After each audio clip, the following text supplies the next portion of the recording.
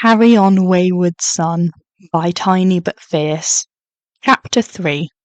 The cameras lined up in front of the empty stage and the world watched in anticipation.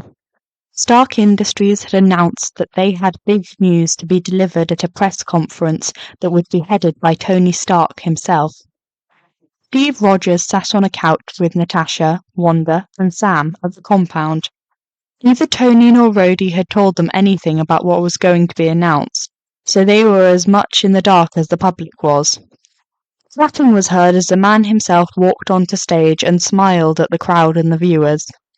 He walked up to the podium and removed his signature sunglasses, sliding them into a pocket of his suit. Everyone quieted in anticipation.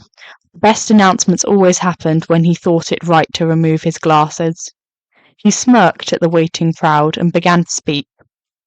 I'm sure you're all very excited to hear what I am about to announce. This will be even better for you as I obviously have no cue cards. You all know what happens when I'm left to my own devices. Quiet chuckles echoed through the audience until Stark began to speak again.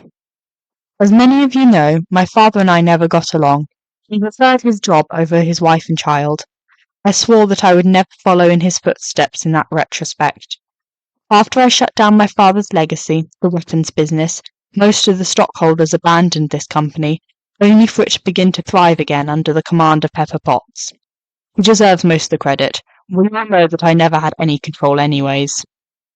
Few laughs were heard. Steve turned towards Sam. You'd think he would just get to the point already.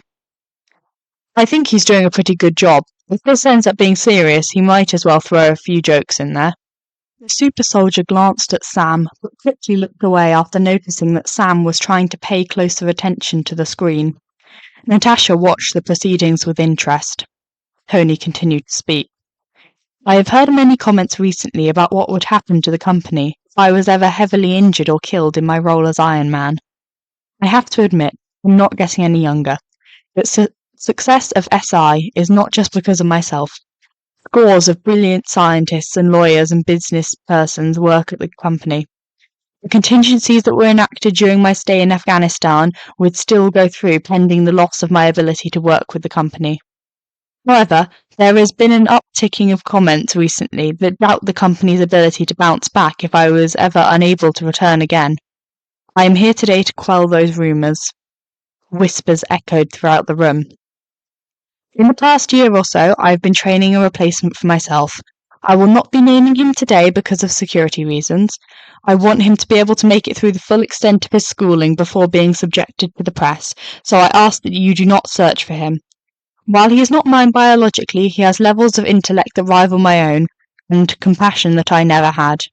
There is no one better that I would name my heir. He has my entire confidence, and I'm sure that he will earn yours.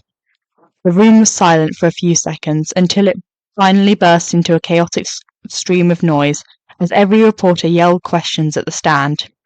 Tony raised his hand. One at a time, people. All right, first up, you in the yellow shirt. Dr. Stark, what information can you tell us about your heir? Tony smiled at the reporter. He can talk for hours without stopping, and thinks the original Star Wars movies are old. Sam gasped and turned towards Natasha, in shock. Star Wars isn't old. The spy rolled her eyes. More reporters jostled for questions. Dr. Stark, will you continue your role as Iron Man as well as your role at Stark Industries? We have yet to talk about it, but the potential is there. Dr. Stark, what does Miss Potts think of your choice as heir? She thinks he's adorable. Dr. Stark, how did you meet him? A select amount of circumstances that I will not go into further detail at the moment. The question continued along those lines for another half an hour or so, until Tony was finally ushered off stage by the various PR managers, who reiterated the request that the press not attempt to find the heir in question. The Avengers sat in silence on the couch. After the questions stopped coming, Wanda stormed off, uttering about another Stark she has to watch out for. Steve looked in confusion at the TV, wondering why Tony hadn't said anything about it, and Sam left to go browse on Tumblr to check in with the fan base to see if they had figured out who it was yet.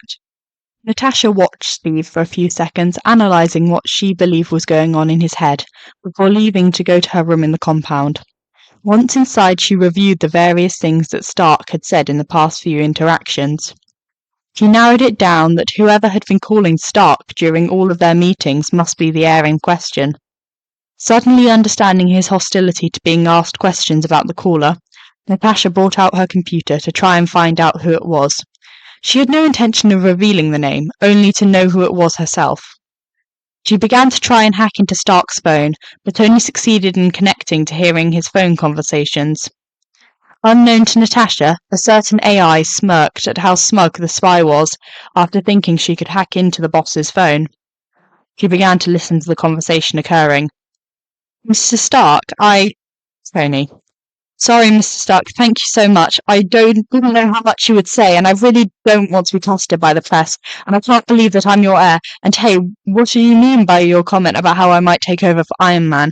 Because I feel like I've got my own thing going. Not that I wouldn't want to, I just mean... Breathe, kid. Let's talk about this in person. I didn't want you to be bothered by the press either. I'll send Happy to pick you up. He's not going to be happy about that. Not if you keep making those jokes. I'll talk to you when you get to the tower. Thanks, Mr. Stark.